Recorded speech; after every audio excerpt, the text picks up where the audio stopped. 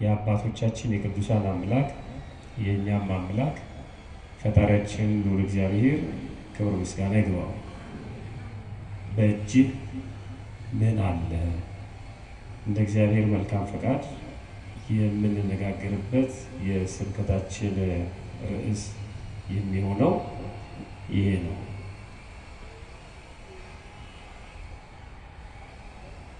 ብዙ ሰዎች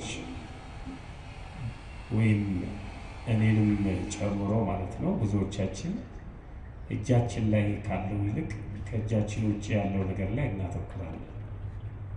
እጃችን ላይ ማለት የራሳችን የሆነ የተሰጠን የማንነጠቀው የማይወሰድብን ብዙ ነገር እያለን ግን ሰዎች በባርነት ገዝተውን ማተባችንን አስበጥሰውን ሕሊናችንን አሽጠውን ለሚሰጡን ነገር ትኩረት የምንሰጥ ሰዎች አንዳንድ ጊዜ እጃችን ላይ ያለውን ነገር ሌላ ለመቀበል እጃችንን ስንዘረጋ የምንጥል ሰዎች ብዙዎች ነን። በጣም ማሰብ ያስፈልጋል። ወደ ውስጥ ማሰብ ያስፈልጋል። እጃችን ላይ ምን አለ? አሁን ይሄ በከተማችን ያሉ ደላሎችም ይጠቀሙበታል። እጄ ላይ ቤት አለ፣ እጄ ላይ መኪና አለ፣ እጄ ላይ ምን አለ? እጄ ላይ የገባ ነገር ምን አለ? እጁ ላይ ስለሌለው ነገር አይደለም። እጃቸው ላይ ስላለው ነገር ግን በልበ ሙሉነት ይናገራሉ። ብዙዎቹን ደላሎችን ማመን ባይቻልም ማለት ነው። እና አስተማማኝ የሆነ የኔ የምለው የራሴ የተሰጠኝ እጄ ላይ ያለ ነገር ብዙ ነገር እያለ ከእጃችን ውጪ ስለሆነው ነገር ግን አብዝተን የምንጨነቅ ሰዎች አለ። አሁን እንኳን በዚህ ቦታ ላይ ስንሰበሰብ እግዚአብሔር ለቅዱሳኑ የሰጣቸውን ቃል ኪዳን አስበን ይሄ ታላቅ ሰማዕት ታላቅ ጻድቅ መርቆሬዎስ በረከቱ በሁላችን ላይ አድሮ ይኑርና ሮማዊ ሆኖ ሳለ ለኛም በቅድስናው የተረፈ ታላቅ አባት ነው። ብዙ ሰው ግን አያውቀውም። ሲጨንቀን መከራ ሲመጣብን ሲጠበን የጻድቁ ገድል ምን ይላል? ስለ ቅዱስ መርቆሬዎስ የተጻፈው ገድሉ ምን ይላል? ምን ብለን ስንማጸነው ነው ምን የሚያደርግልን? በብዙ መልኩ በቅዱሳን ሕይወትም ስንመለከት እንደዚሁ ነው። በኋላ ላይ እንመጣበታለን። ሌላው ቀርቶ እግዚአብሔር ሁሉንም ነገር አምጥቶ እጃችን ላይ ነው ያስቀመጠው። ሞቱንም ሕይወቱንም ጽድቁንም ኃጢአቱንም እጃችን ላይ ነው ያስቀመጠው። ቀደም ሲል በኦሪቱ በ5500 ዘመን ውስጥ በዛ በዓመተ ፍዳ በዓመተ ኩነኔ ማለት ነው አዳም በበደለው በደል ምክንያት አዳማውያን በሙሉ ሞት ተፈርዶባቸው ወደ ሲኦል ይጋዙ ነበር። ነፍሳቸውን ከስጋቸው ለመለየት እንኳን ምንም እንኳን የእግዚአብሔር ፈቃድ የእግዚአብሔር ስልጣን እንደተጠበቀ ቢሆንም ዲያብሎስ ግን በነፍሳችንም ላይ ሰልጥኖ በስጋችንም ላይ ሰልጥኖ የሰዎችን ልጆች ሞት ጣር ጋር የበዛበት እንዲሆን ያደርግ ነበር ይላል። አሁን ወደ ቀብር ስንሄድ እና ቀደም ሲል የነበሩ ሰዎች ወደ ቀብር ሲሄዱ እኩል አይደለም። የሞት ጣር ላይ የነበረን አንድም ሰው በኦሪቱ ማለት ነው ወንድ ከሆነ ለ40 ቀን አንድ ቤት ውስጥ ዘግተውበት ትተውት ይሄዳሉ። እንደማይተርፍ ስለሚያውቁ ጣር ላይ ስለሆነ አሁን ኮማ ላይ እንደምንለው ማለት ነው። ከ40 ቀን በኋላ ተመልሰው ይመጣሉ፣ ያውቁታል። በመንፈራገጥ ብዛት የመቀበሪያውን የሚያህል ጉድጓድ ቆፍሮ ያገኙታል ይላል። ያንን ጉድጓድ አልብሰውት ይሄዳሉ ማለት ነው። ሴትም ከሆነች ልክ እንደዚሁ 80 ቀን የሞት ጣር ይጫወትባቸው ነበር ይላል። ሲጨነሱም ገና ከማህፀን ጀምሮ ዲያብሎስ ይቆራኛቸው ነበር ይላል። የሚገርም እንዴት አይነት በደል እንዴት አይነት እርግማን እንዴት አይነት ኃጢአት እንደነበር መጸነስ ያስፈልገው ክርስቶስ ለዚህ ነው ከማህፀን የሚጀምረውን ቁራኝነት ማስወገድ ስላለበት ማለት ነው። በሐዲስ ኪዳን ነው እናቶች በስነ ስርዓቱ መጸነስ የጀመሩት ማለት ነው እንጂ በብሉይ እንደዚህ አይደለም። አብሮ ይጸነሳል ርኩስ መንፈስ ማለት ነው። ከማህፀን ጀምሮ የመቆራኘት ስልጣን ነበረው። ሰው ከእግዚአብሔር ተጣልቷል፣ ጸጋ እግዚአብሔር ርቆታል ማለት ነው።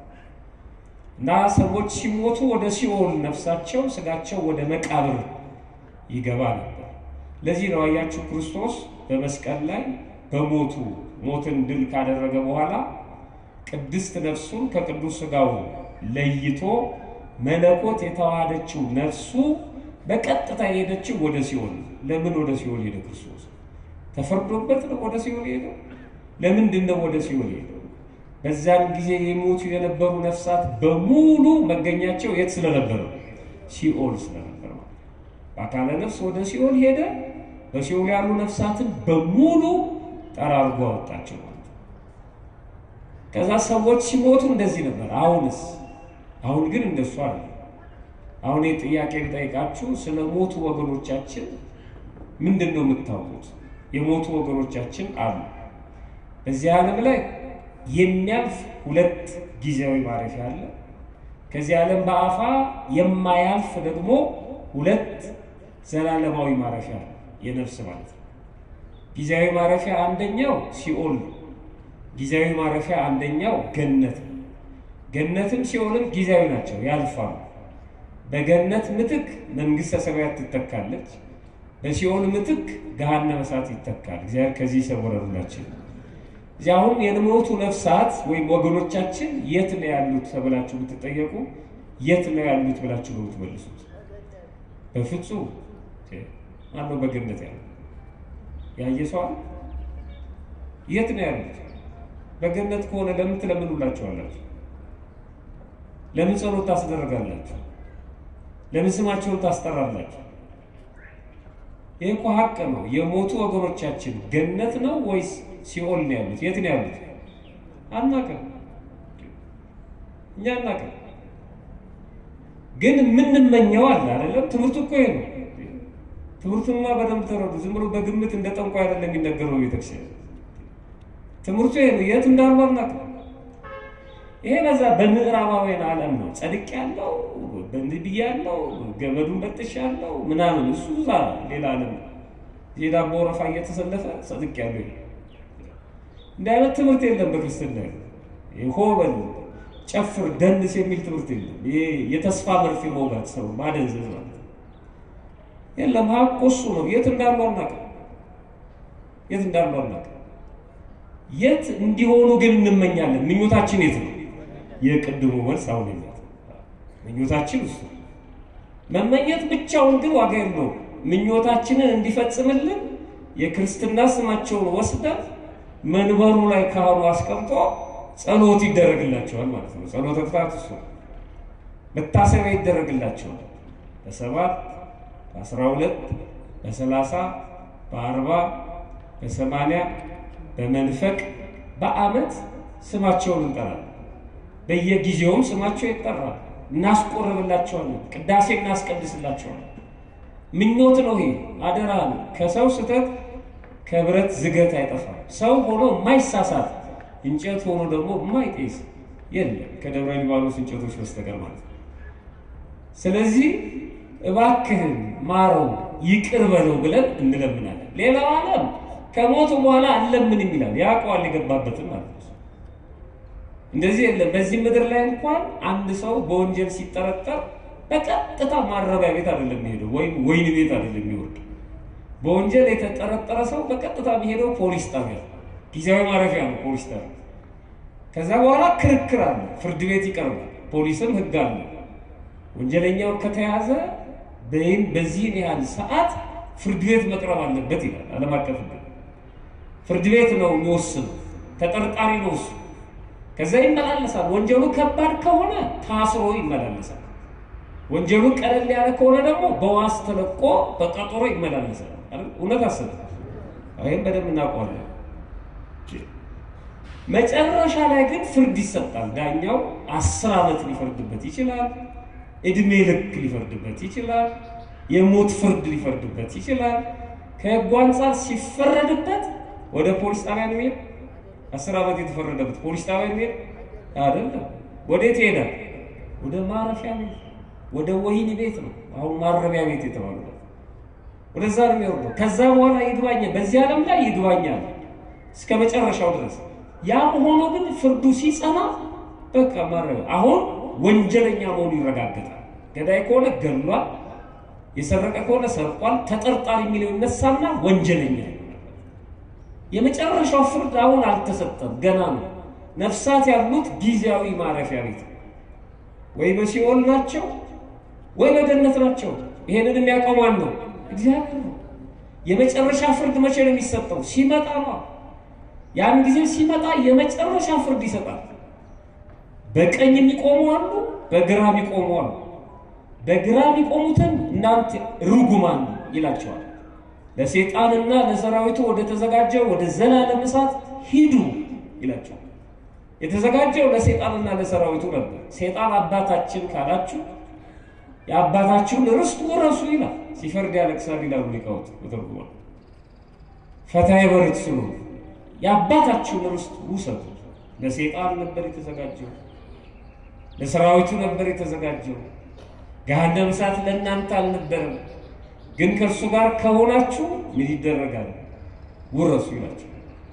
በቀኝ በኩል ያሉትን እናንተ የአባቴ ብሩካን ዓለም ከተፈጠረ ጊዜ ጀምሮ ያዘጋጀውላችሁን መንግስት ውረሱ ይላቸው። ቃለ ሕይወት የሚባለው ይሄ ነው። ቃለ ሕይወት ያሰማልን የሚባለው እናንተ ትታችሁታል። አስተማሪ አስተምሮ ሲጨርስ ማጨብጨብ እሱ አይጠቅመው፣ ጊዜያዊ ሙቀት ይሰጠዋል እንጂ ምንም አይጠቅመው። መምህራን አስተምሮ ሲጨርሱ ቃለ ሕይወት ያሰማልን የሚባለው ለዚህ የሕይወት ቃል የሚባለው እናንተ አባቴ ብሩካን የሚል ለሁላችንም ይሄንን ቃል ያሰማል ነው። ኑ ይላል። የመጨረሻው ፍርድ ስላልተሰጠ ቤተክርስቲያናችን ትለምናለች። ለነፍሳት ለሞቱ ነፍሳት ትለምናለች።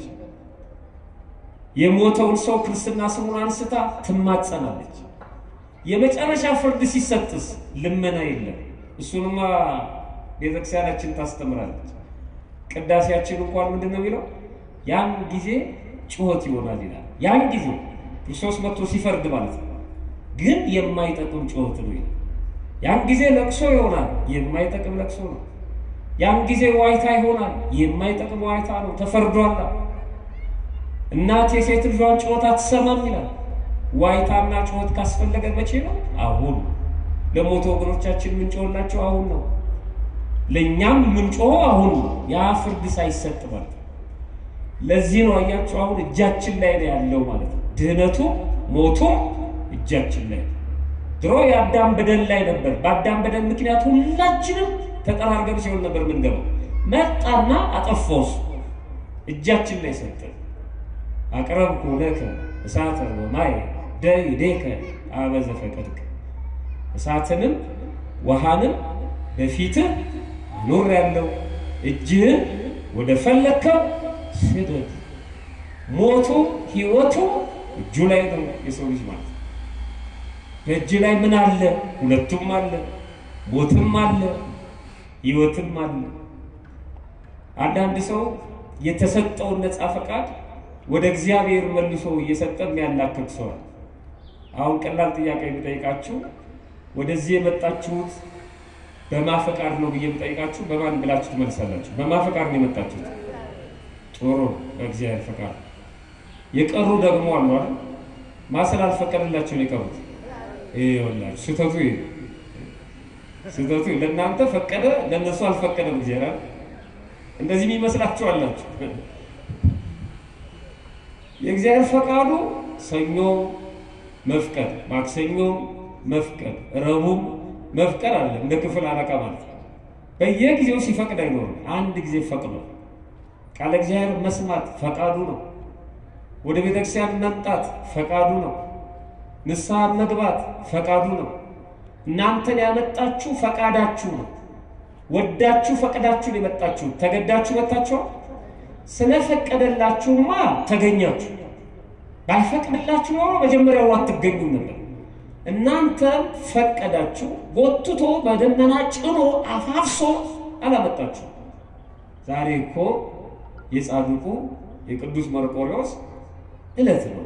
ወደ ኡራኤል ሄጄ ልሳለ ዛሬ ቃል እግዚአብሔር ልስማ ልዘምር። ልክ ይህን ስታስቡ ፈቃዳችሁን ሞላላችሁ እግዚአብሔር ማለት ነው። ሌሎቹስ ነፃ ፈቃዳቸውን ተጠቅመው ቀሩ። ራሳቸውን ነፃ ፈቃድ ሰይጣን አስቶ ነው ማለት አይችሉም። የሆነ ነገር አጋጥሞ ነው ማለት አይችሉም። ትቶ መምጣት ይቻላል። በነፃ ፈቃዳቸው ነው የቀሩት። በእጅ ላይ ምን አለ? ነፃ ፈቃድ አለ። ወደን ፈቅደን ነው ምንጾመው። ወደን ፈቅደን ነው ምናስቀድሰው። ወደን ፈቅደን ነው ምናምነው። ወደን ፈቅደን ነው የጽድቅን ሥራ ከኃጢአት ሥራ ለይተን ያጸድቀናል ትእዛዝ እግዚአብሔር ነው ብለን የምንሰራው ወደን ፈቅደን ደግነትን ክፋትን እውነትን ውሸትን ጨለማውን ብርሃኑን በእጃችን ይሄ የሐዲስ ኪዳን ነፃነት ነው። እግዚአብሔር የሰጠን ነፃነት ማለት ነው። አንዳንዶቻችን በእጃችን ላይ ካለው ይልቅ ስለሌለው ነገር እንጨነቃለን። ማሰብ ያስፈልጋል። አሁን ኑሮን እንድትመለከቱ እጃችሁ ላይ ምን አለ? የተፈቀደላችሁ እንደ አንድ ሰው እኮ እግር ያለው ጫማ የለኝም ብሎ እሪ ካለ ከባድ ነው ማለት ነው። እንዴ ለጫማ ይሄን ማማረር ሁለት እግር እኮ አለ። የሌላችሁስ ጤና ያለን ጉልበት ያለን የሚያይ አይን ያለን የሚሰማ ጆሮ ያለን ብዙ ያላቸው በህመም ምክንያት መመገብ ያልቻሉ ሰዎች አሉ። እግዚአብሔር ጤና ይስጣቸው ነው። ግን እኛ ጥቂት ኖሮ ስለራበን እናማርራለን። ረሃብ ራሱ ጤንነት እኮ ነው። ስናገኝ እንበላለን። ያገኘነው እንድንበላ ጤና የሰጠን እግዚአብሔር ነው። ለዚህ እኮ ማመስገን አለብን። ወጥቶ መግባታችንን የወደደና የፈቀደልን እኮ እግዚአብሔር ነው። እጃችን ላይ ያለው ነገር አስቡት። ሁልጊዜ እንዴ ጤነኛ ልጅ ወልዶ ሚሳም ልጅ ወልዶ የማለብሰው የለኝ ብሎ ቢጨነቅ ሰው ልጆቻቸውን ወልደው የደበቁ እኮ አሉ። ምን እንደሚያደርጉት የጨነቃቸው እኮ አሉ። በአደባባይ ልጄ ሰልችቶኛል አይሉም እንጂ በጣም ይማረሩ እኮ አሉ። የሚሳም ልጅ እኮ ነው ያለ። በሁሉም ይሄ ልጅ ነው ራበኝ ብሎ የሚጠይቅ ልጅ ነው እኮ ያለ። ለምን ሰጠኝ ብለን እንዴት እንማረራለን? እጃችን ላይ ምን አለ? እጃችን ላይ ምን አለ? ከመሰደዳችን በፊት ሀገራችን ላይ ምን አለ? ወላጆቻችንን ጥብቁሳቸውን አውጥተን ወደ ጎዳና ከመሄዳችን በፊት መጀመሪያ አጠገባችን ምን አለ? ጠዋት የተሰራ ቁርስ የሚያቀርቡልን ወላጆቻችን፣ የተኛንበትን አልጋ ትተን ሄደን አንጥፎ የሚጠብቁን ወላጆቻችን እዛ ያሉ መሰለ ልቤ የቆመበት ቦታ ላይ ለመሰደድ ያስባሉ። ኧረ አንዳንዱ ቀብረር ብሎ መሄድ ይሻላል ይላል። ሞትን ማለት ነው። ከዚያ መሄድ መገላገል ይሻላል። አይተዋል ሞትን፣ የሞትን መንገድ ታውቀዋለህ? የት እንደምትሄድ ታውቀዋለህ? ደፋሮች ነን በጣም። ምንድነው ያለው እጃችን ላይ? ንጹህ አየር መሳብ እየቻለ ይሄን የፀሐይ ብርሃን ማየት ያልቻሉ ብዙ ሰዎች አሉ። ዛሬ ቀኑ ምንድነው? ሰኞ። እኛ በደንብ እንናገራለን። የማያውቁ አሉ ጨለማ ቤት ውስጥ ተዘግቶባቸው ሰኞ ይሁን ማክሰኞ ይሁን የማያውቁ ታስረው በቀዳዳ የሆነ ነገር እየተወረወረላቸው። እንደ እጃችን ላይ ምን አለ?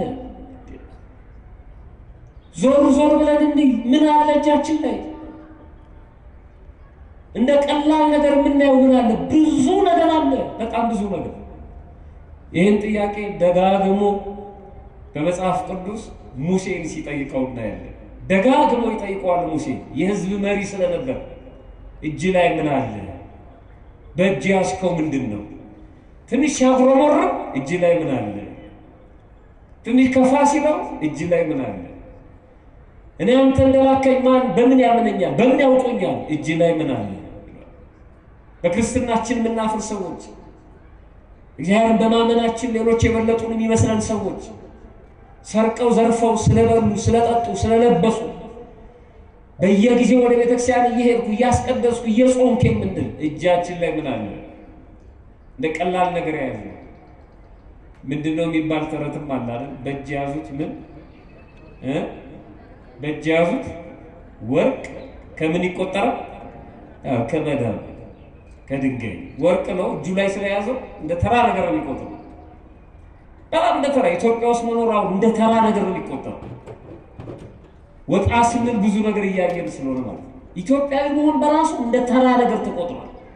አንዳንዱማ የኢትዮጵያ ፓስፖርት ይዞ ኢትዮጵያ የምትባል ሀገር አጥወልውላ የምትደፋው ሰው እንዲጠራባት አይፈልግም፣ ግን ፓስፖርቱ ኢትዮጵያዊ ነው። ውጭ ሀገር ሆኖ ስለ ኢትዮጵያ ክፋት ይናገራል። በጣም የሚገርም እኮ ነው። መስቀል ይዘው ኢትዮጵያን የሚጠሉ ሰዎች ነው። ተውት። እንዴት ሀገር ይጠላል? የተወለድንበት መጠሪያችን እንዴት ይጠላል? ሰውን ነጥለን ልንጠላው እንችላለን። እንዴት ሰው ቤቱ ተዋን ሲያስቸግረው ቤቱን ያቃጥላል? ጅል ካልሆነ በስተቀር የተዋን መድኃኒት እያለ እንዴት ቤትን ለተዋን ታቃጥለዋለህ?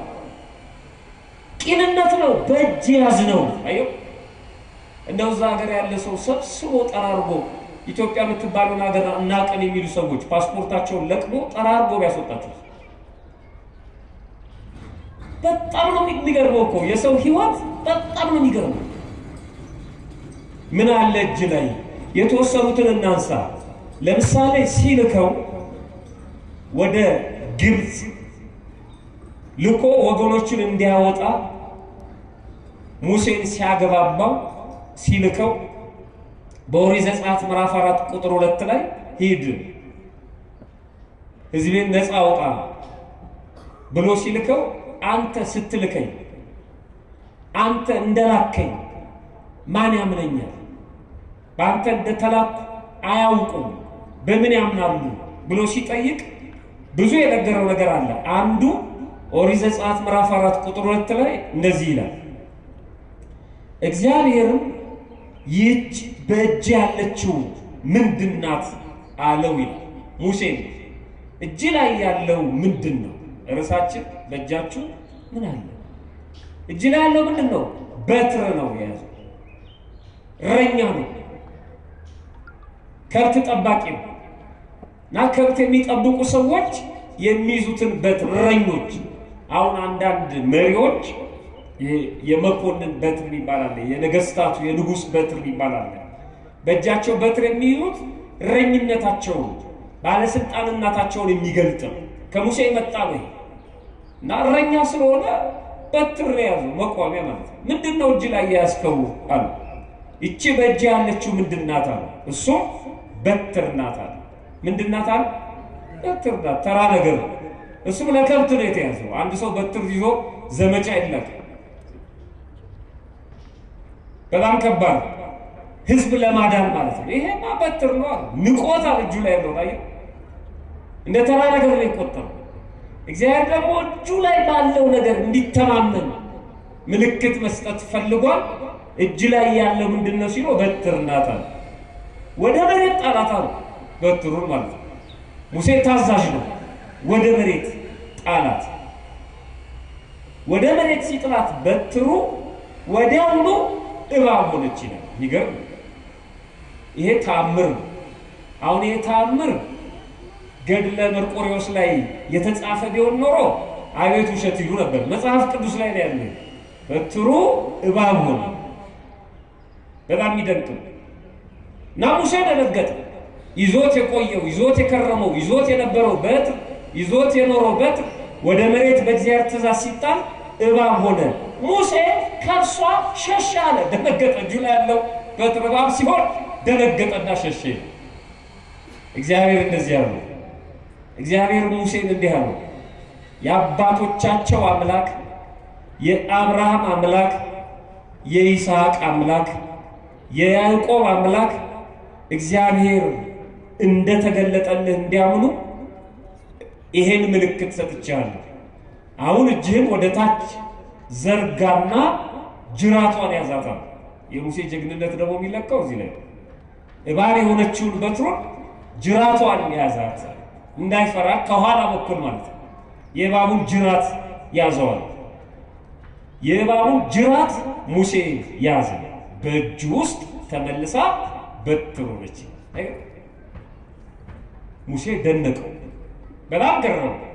አሁን ይሄ ምልክት ነው፣ እኔ ካንተ ጋር ነኝ። ሙሴ ምን እንደሚሰማው ገምቱ።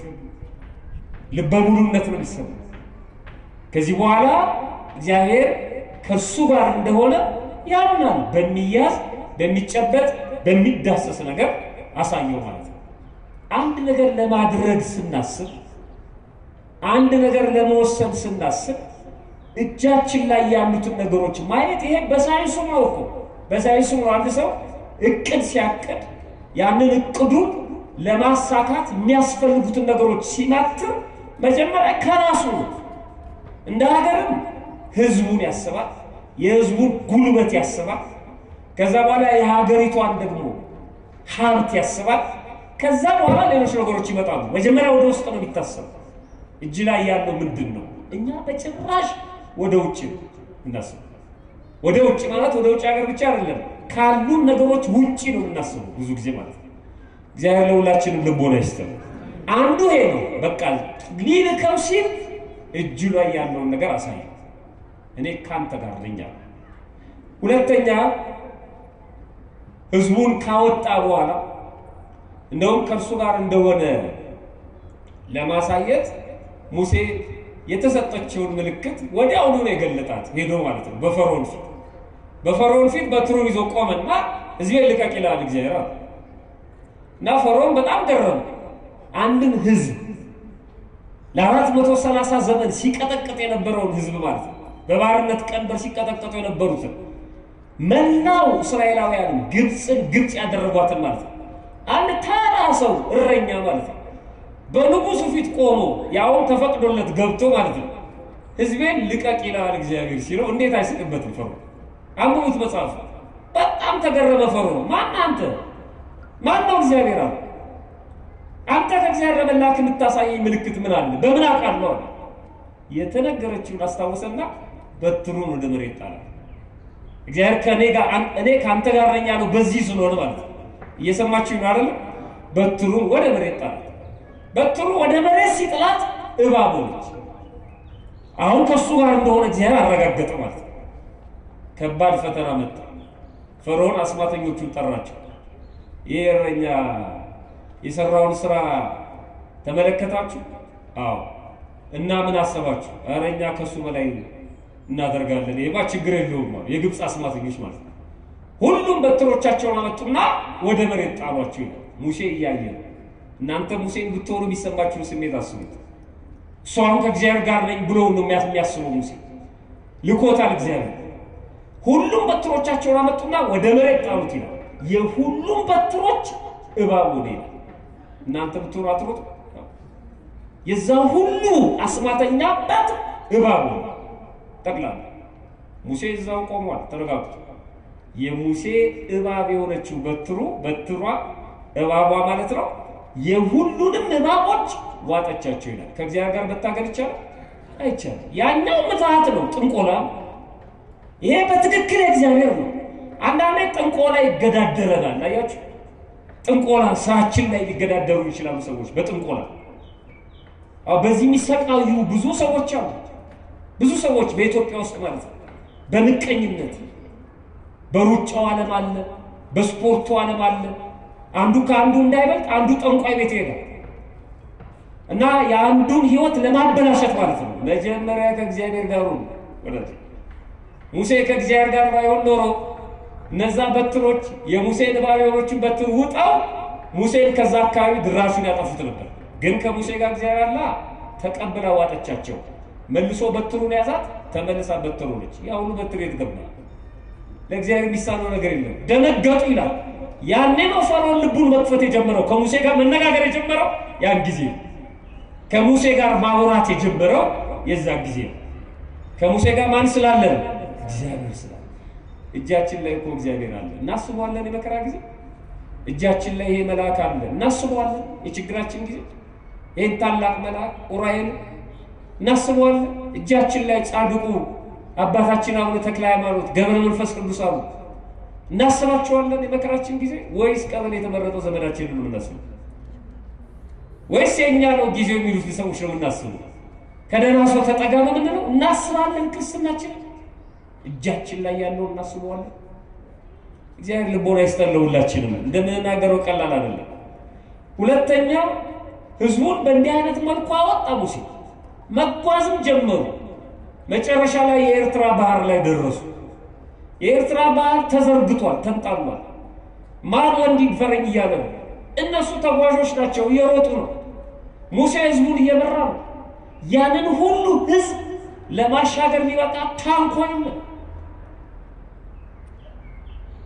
ላሻገር ቢል እንኳን ብዙ ጊዜ ነው የሚወስድበት። በጣም ከባድ ነው።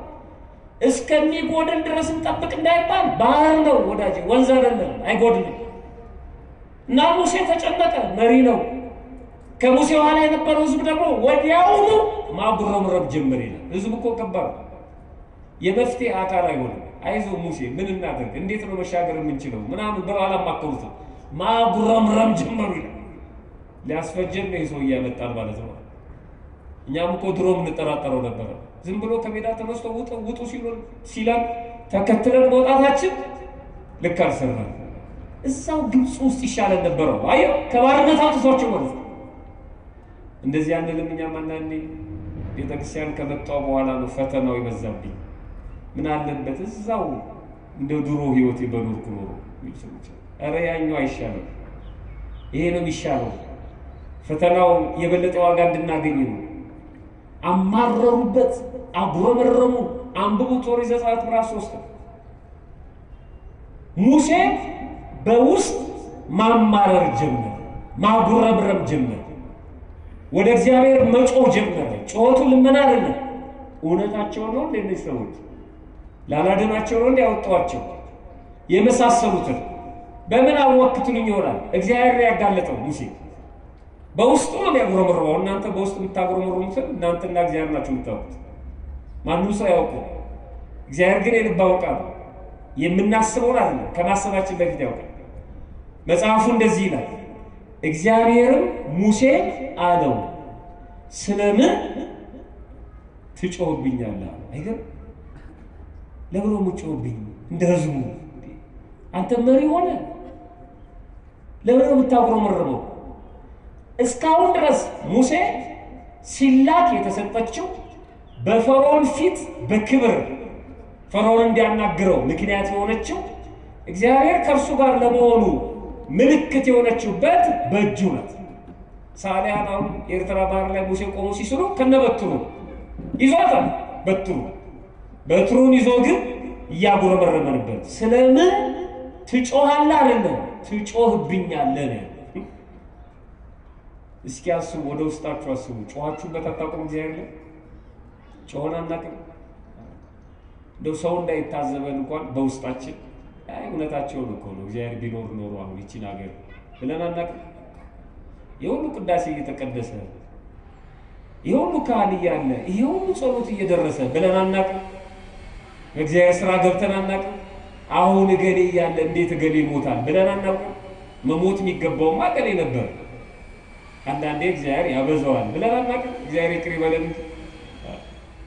አይ እግዚአብሔርማ ረስቶኛል የሚልማ ትቶኛል። የሚገርመው እግዚአብሔር ረስቶኛል የሚለው ሰው እሱ ያስቀመጣትን 50 ሳንቲም አይረሳም። ጠዋት ተነስቶ እዚህ ጋር 1 ብር አስቀምጬ ነበር እዚህ ጋር ገንዘብ ነበር ይላል። እሱ አይረሳም። እግዚአብሔርን ያለ አምላክ ግን ረስቶኛል ይላል፣ ትቶኛል ይላል። በጣም ይደንቅ እኮ ከባድ ነው ማጉረምረም ማለት ይሄ። እኔ እያስቀደሱ እኔ እንዲያደረኩ ማጉረምረም፣ ስራውን እንዳይሰራ እግዚአብሔርን አለመተው፣ ፈቃዱን አለማለት። ሙሴ በእግዚአብሔር ላይ ጮሃል ማለት ነው። ስለምን ትጮህብኛለህ ካለ ሙሴ በእግዚአብሔር ላይ ጮሃል አልጮህም? ጮሃል። እግዚአብሔር ያዋሽባል። ስለምን ትጮህብኛለህ ነው የሙሴ ጮህት።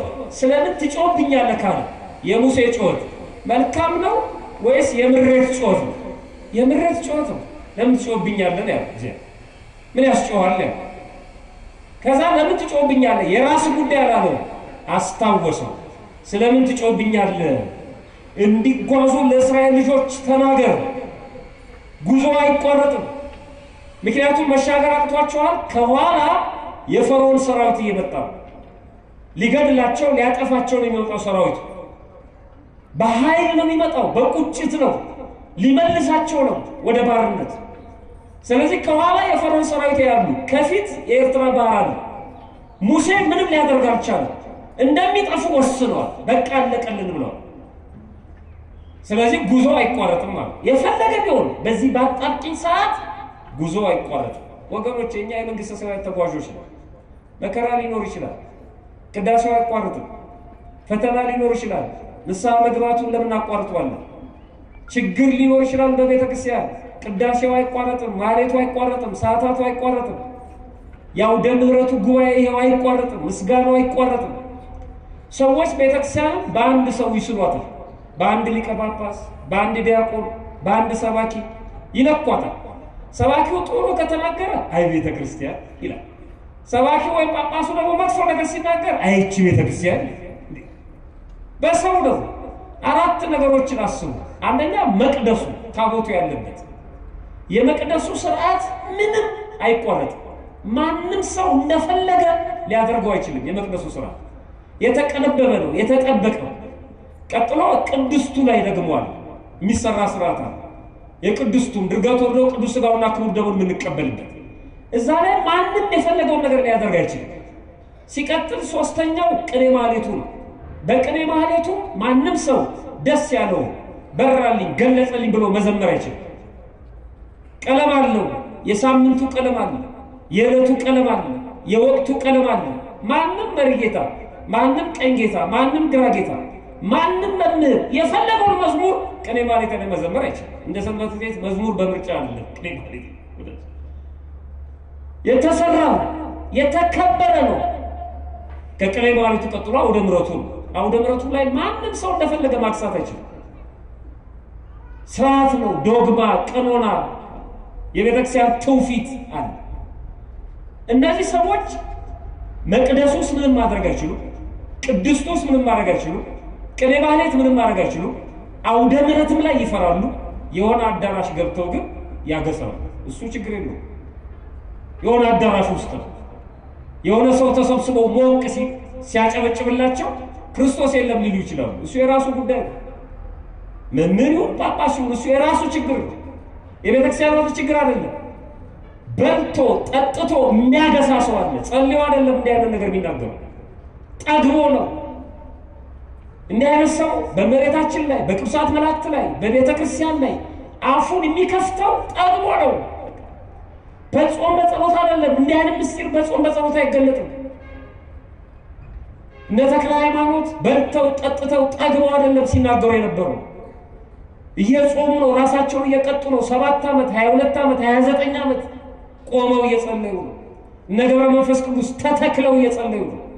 ሰው ሲበላ ሲጠጣ አይደለም ይናገሩ። በዚህ መደንገጥ አያስፈልግም። ጳጳሱ እንደዚህ ስላሉ አንደረግጥም። ሰባኪው እንደዚህ እንዳለ የራሱ ጉዳይ ነው፣ አንደረግጥም። ከአንድ ጎጆ ቤት ላይ አንድ ሳር ቢመዘዝ ጎጆ ቤቱ እኮ አያፈስም ወደዚህ። ያቺ አንድ ሳር ለጎጆ ቤቱ ምንም አይደለች፣ ምንም አይደለች። ከፈለገ እግዚአብሔር በተአምር ሳሮቹ በሙሉ ተመዘው ውሃ ዝናብ እንዳይገባ ማድረግ ይቻላል። እንደ አቡነ አሮን ገዳም ማለት ነው። ጣራው ክፍት ሆኖ ዝናብ አይገባም እኮ። እግዚአብሔር ከፈለገ ምን ይሳባል? ያ የተመዘዘ ሳር ግን ይረገጣል። የሚደነግጡ ሰዎች አሉ። ጉዞ አይቋረጥም፣ እንዲጓዙ ነገራቸዋል። ፈርዖን ከነሰራዊቱ እየመጣ አዎ፣ የኤርትራ ባህር ነዛ ተገጥሞ አዎ፣ ተጓዙ ብለህ ተናገር። ከዛ በፊት እንደዚህ አለው ሙሴ፣ አንተም በትርህን አንሳ። ምንን አንሳ? እጁ ላይ ያለችው ማለት ነው። ሌላ መድፍ አላመጣለትም ጊዜ ከሰማይ ሌላ ነገር አላወረደለትም። እጅ ላይ ምንና እጃችሁ ላይ ምን አለ? የጸሎት መጽሐፋችሁ ትጠቀሙበታላችሁ። በጸበሉ ትጠቀማላችሁ፣ በእምነቱ ትጠቀማላችሁ፣ በመስቀሉ ትጠቀማላችሁ፣ በንስሐ አባቶቻችሁ ትጠቀማላችሁ፣ እጃችሁ ላይ ባለው ትጠቀማላችሁ። በእግዚአብሔር ቃል ኪዳን እጅን አንሳ፣ በትሩን ውሰድ፣ እጅህንም በባህሩ ላይ ዘርጋ፣ ክፈለው አለው። መተው አይደለም ያለው፣ ደግሞ ክፈለው። እግዚአብሔር አብሮ ስለሚመታው ባህሩን ማለት ነው። ክፈለው፣ የእስራኤል ልጆች በባህሩ ውስጥ በየብስ ያልፋሉ አለ። ሙሴ ወደ ልቡ ተመለሰ። ለካ እጁ ላይ የእግዚአብሔር ኃይል አለ። ያንን ባህር በዛ በትር መታው ይላል። ባህሩ ግራና ቀኝ ተከፈለ። ሙሴ በባህሩ ላይ እጁን ዘረጋ። እግዚአብሔርም ሌሊቱን ሁሉ ጽኑ የምስራቅ ነፋስ አምጥቶ ባህሩን አስወገደው። ባህሩም እንደ ደረቅ ሆነ፣ ውሃውም ተከፈለ። የእስራኤል ልጆች በባህሩ መካከል በየብስ ገቡ። ውሃው በቀኛቸውና በግራቸው እንደ ግድግዳ፣ የሚገርም እኮ በቀኝና በግራቸው እንደ ግድግዳ ሆነላቸው። ግራና ቀኝ ማለት ነው። ግብፃውያንም የፈርዖን ፈረሶች፣ ሰረገሎች፣ ፈረሰኞችም ሁሉ እያሳደዱ በኋላቸው ወደ ባህር መካከል ገቡ እያሳደዷቸው እስራኤላውያንን ገቡ እስራኤላውያን ተሻግረው ሲጨርሱ የፈርዖን ሰራዊት ደግሞ ገብቶ ሲያልቅ ውሃው መልሶ ተገጠመ በእግዚአብሔር ቸርነት ቆይ እልልታ የለም ዝም ብላችሁ ስሙ እኔ እልልታ አልወድም እሺ ነው እልል በሉ እግዚአብሔርን አመስግኑ ሲል ራሱ መራግር መሪው ትላለች አሁን ትምህርት ነው መስማት ብቻ መስማት ባህሩ ተከፈለ እጅ ላይ ምን አለ እጁ ላይ ያለው ነገር ሁለት ጊዜ ዘንግቶት ነበር ሁለት ጊዜ አስታውሰ ሶስተኛ በቃዴስ በረሃ እግዚአብሔር እንደማይመግባቸው እንደማያበላቸው እንደማያጠጣቸው እስራኤል ያጉረመረሙበት በረሃ ነው ኦሪት ዘጸአት ምዕራፍ 17 ቁጥር 5 እና ዘጸአት ምዕራፍ 17 ቁጥር 4 ላይ መጀመሪያ ሙሴ ጨንቆት ነበር አሁንም ለሶስተኛ ጊዜ ማለት ነው የእስራኤል ልጆች ማህበር ሁሉ እግዚአብሔር እንዳዘዘ ከሲን ምድረ በዳ ሊጓዙ ተነሱ ሲና ማለት ነው ወደ ምድረ በዳ ሊጓዙ ተነሱ በራፊድም ሰፈሩ ህዝቡም ይጠጡ ዘንድ ውሃ አልነበራቸው ይላል በረሃ ነው ውሃ አልነበራቸው ህዝቡ ሙሴን ተጣሉት ይላል ይኸውላችሁ የሆነ ችግር ሲፈጠር መጋጨት ነው ይመራቸው የነበረው እሱ ስለነበር ማለት ልክ አሁን የኛም የመመናን ጠባይ እንደዚህ ነው የሆነ ችግር ሲያጋጥመን ፊት ለፊታችን ካለው ካህኑ ጋር ነው የምንጋጨው ግድ የለም አስካለ ባሪያ ወደ እግዚአብሔር ጸልይ ያልፋል ለምን አይ አባ ደግሞ አበዙ እስከ መቼ ከሳቸው ጋር ግብ ምን ገጥሞ ከመምሩ ጋር ግብ ምን ገጥሞ አይ እርሶ ደግሞ ዝም ብለው ነው ጸልይ ብቻ ነው የሚሉት እና ካለ ከጸሎት ውጭ ምን መፍትሄ አለ ያው ነገርኩት እኔንማ ትቶኛል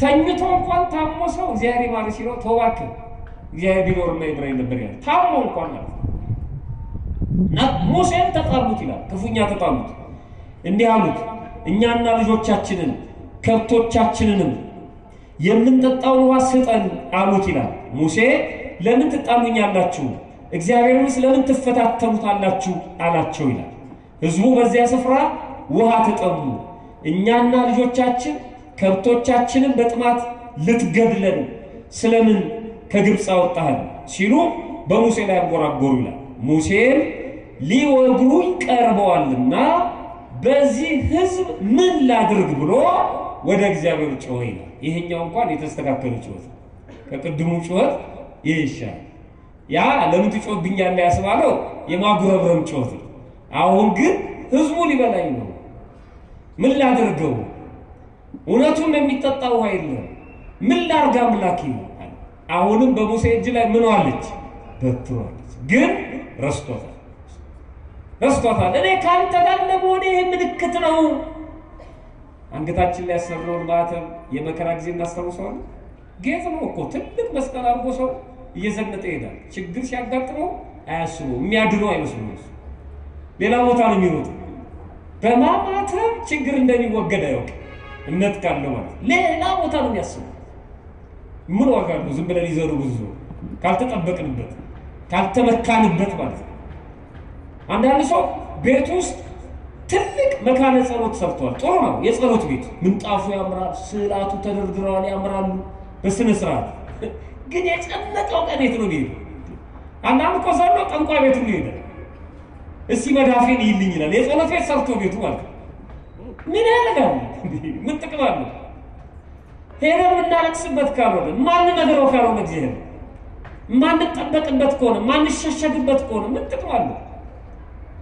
ሙሴ ቢሶታል በትሩ ግን ሲጠቀምበት አልነው እግዚአብሔር ደግሞ ያስታውሰዋል ልክ እንደዛ ነው ትምህርት ነው ያስታውሰናል እግዚአብሔር አሁን እጃችን ላይ ያለውን ያስታውሰን እኔ አይደለም ተናጋሪው እግዚአብሔር ነው ራሱ ተናጋሪው ነው የሚለው እጅ ላይ ምን አለ የተፈቀደልን የሰጠን የምንጠቀምበት ማለት ነው በስጋው ኑሮ በመንፈሳዊ ማለት ነው እጃችን ላይ ያለው እና ሙሴ ወደ እግዚአብሔር ጮኸ ምን ብሎ ሊወግሩኝ ቀርበዋል ሊያስወግዱኝ ነው ሊደበድቡኝ ነው በዚህ ህዝብ ላይ ምን ላድርግ ብሎ ወደ እግዚአብሔር ጮኸ ይላል እግዚአብሔር ሙሴን እንዲህ አለው በህዝቡ ፊት እለፍ ከእስራኤል ሽማግሌዎች ካንተ ጋር ውሰድ ወንዙን የመታበትን በትር በእጅ ይዛት ይላሉ አስታውሰው ነው እጅ ላይ ያለውን በትር አብረ ይዘ ከሽማግሌዎቹ ጋር እነሆ እኔ በዚያ በኮሬብ አለት ላይ በፊትህ እቆማለሁ ገለጥልሃለሁ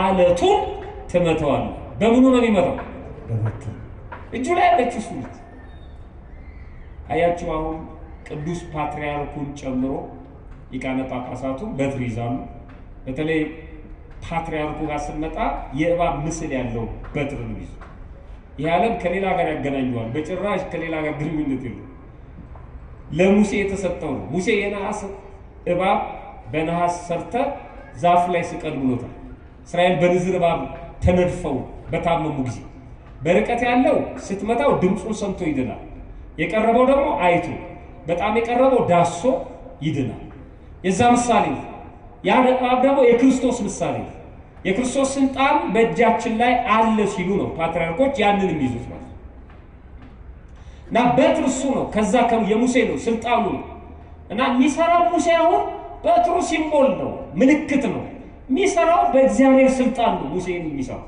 እኔ ካንተ ጋር ነኝ በሚታይ በሚጨበጥ በሚዳሰስ ነገር ስለምናምን ማለት ነው የአንድ መንግስት ተሿሚዎችም ትከሻቸው ላይ የማዕረግ ምልክት የሚያደርጉት ለዚህ እንዲህ ዝም ብሎ ባየር ላይ መቶ አለቃ ብያለሁ ቢለው አያምንም ሰው እንዴት ያምነዋል እኔ መቶ አለቃ ነኝ ካለ አይ ሶስት ኮከብ ሰጥቻለሁ ይህ ችግር የለውም ቢለው አምጣው ትከሻ ላይ ያለው በሚታይ በሚጫበጥ በሚዳሰስ ነገር ስለምናምን ማለት እኔ ካንተ ጋር ዝም ብለህ ቢለው እንዴት ያምነዋል በያዘው በትር አሳይ ስለዚህ ምን አለው እኔ ባለቱ ላይ ቆሜ ከፊት ለፊት እገለጥልሃለሁ አለቱን በእጅ ላይ ባለው በትር ትመታዋለህ ህዝቡ ይጠጣ ዘንድ ከሱ ውሃ ይወጣል አለው ሙሴ በእስራኤል ሽማግሌዎች ፊት እንዲሁ አደረገ ውሃ ሰጣቸው በበራ በበትሩ መጥቶ ማለት እጁ ላይ ባለው ሁሉ ጊዜ የሌለንን ብቻ የምናስብ ሰዎች እጃችን ላይ ያለው ነገር እናስብ እጅ ማለት ይሄ ምን ዘረጋው ብቻ አይደለም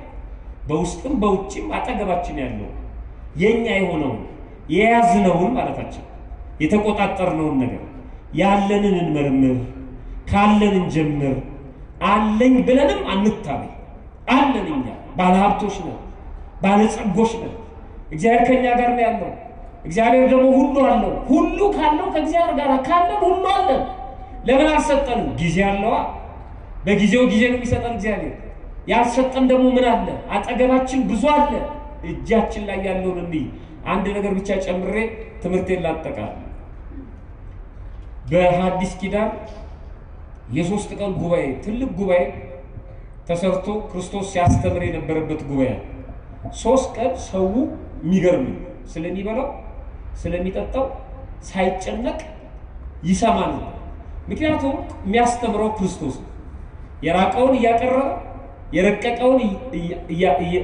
ያጎላ የስጋ ረሃብ ያለባቸውን በተአምራት የነፍስ ረሃብ ያለባቸውን በትምህርት የታመሙትን በውስጣቸው በሚናገርበት ጊዜ ህመማቸው እየተወገደላቸው ይላል አሁን ደካኑ መስቀል ያሳለመ እየባረከ አይደል በሚናገረው ንግግር ማለት ነው ብቃት ያለው ሰው እግዚአብሔር ቃል ሲናገር እንደዚህ ነው አሁን እኔ ስናገር የታመማችሁ ሰዎች አላችሁ የወርቁ ቁርጠታችሁ ሊሰማችሁ ይችላል ራስ ምታት ሊሰማችሁ ይችላል እንደው መቼ ነው የሚጨርሰው ይያላችሁ የተጨነቀው ቢሰማችሁ እሱ የኔ ችግር የቃል እግዚአብሔር ችግር አለ የኔ ችግር ነው ከኔ አንደበት እንዲወጣው ንጽህናና ቅድስና ቢኖር ያን ህመማችሁን ያስወገደላችሁ ነበር የምትሰሙት እግዚአብሔር የኛ የጋራ ችግር ሰው ደግሞ በእምነት ሲሰማው ተናጋሩ ችግር ቢኖርበትም የእግዚአብሔር ቃል ስለሆነ በእምነት ለሚሰማው ደግሞ ፈውስ ይሆንለታል ማለት ልስማስቲ እግዚአብሔርን ቃል ብሎ በእምነት የሚሰማ ሰው መድኃኒት ይሆንለታል እና እንደሱ ነበር የሚያስተምራቸው የሶስት ቀን ጉባኤ የማቴዎስ ወንጌል ምዕራፍ 15 ላይ ኢየሱስም ደቀ መዛሙርቱን ጠርቶ ህዝቡ ከኔ ጋር እስካሁን 3 ቀን ውሏል የሚበሉት ስለሌላቸው አዝንላቸዋለሁ አለና እግዚአብሔር አይገርም አንዳንድ ሰባኪ ለህዝቡ ያዝ ረሳት መሽቷል ይያሉ ፕሮግራም መሪው ምመናን ሰዓት ደርሷል ይያሉ ነው ልቀጥል ወሬ ማሳከር ማለት አይባልም ነው ለዝም ማዘን ያስፈልጋል ማዘን ዝም ብሎ አምጣ አይደለም መስጠት ያስፈልጋል ዝም ብሎ ስማ ብቻ አይደለም እንዴት እንደሚሰራ በምን ሁኔታ ውስጥ እንዳለ ስለ ህዝቡ ማሰብ አዘንላቸው ይላል። እግዚአብሔር ለኛ የሚዘልልን ነው። አዝንላቸዋለሁ ሐዋርያቱን አምጡ የሚበሉትን ስጧቸው አላመለካቸው። አይገርም? አምጡ የሚመገቡትን ስጧቸው። ሐዋርያት የጌታቸው ትእዛዝ ስለሆነ ጨንቋቸዋል። የሚሰጡት ደግሞ ስለሌለ ጨንቋቸዋል። ህዝቡ ከኔ ጋር እስካሁን 3 ቀን ውሏል። የሚበሉትን ስጧቸው፣ የሚበሉት ስለሌላቸው አዝንላቸዋለሁ። በመንገድ እንዳይዝሉ ጦማቸውን ልናሰናብታቸው ጦማቸውን ላሰናብታቸው አልወድም ማለት ነው። አይቀርም አብልቼ አጥጥቼ ነው መሸኛቸው። ጦማቸውን ከኔ ጋር መተው እንዴት ጦማቸውን ሰዳቸዋል። አሁን ወደ እግዚአብሔር ቤት መተን እንዴት ጦማችንን እናድራለን? አናድርም። እንዴት ጦማችን እንውላለን? አንውልም። ከልብ ከሆነ ወደ እግዚአብሔር ቤት የመጣው በጭራሽ እግዚአብሔር እኛን መመገብ አይቅተው። እንዴት ጦማቸውን ሰዳቸዋለሁ? ደቀ መዛሙርቱ ጫን ያለ ትእዛዝ ስለሆነ እንዲህ አሉት፣ ይህን ያህል ሕዝብ የሚመግብ ይህን ያህል እንጀራ በምድረ በዳ ከወዴት እናገኛለን ማለት ነው። ይህ እኮ በረሃ ወደ መንደር ገብተን እንኳ እንዳለምን መንደር የለም። የቀድሞ ጊዜ ችግር ስላልነበረ ማለት ነው። እንግዛ እንኳን ብንል ሱቅ የለም፣ የሚገዛበት ቦታ በረሃ ነው።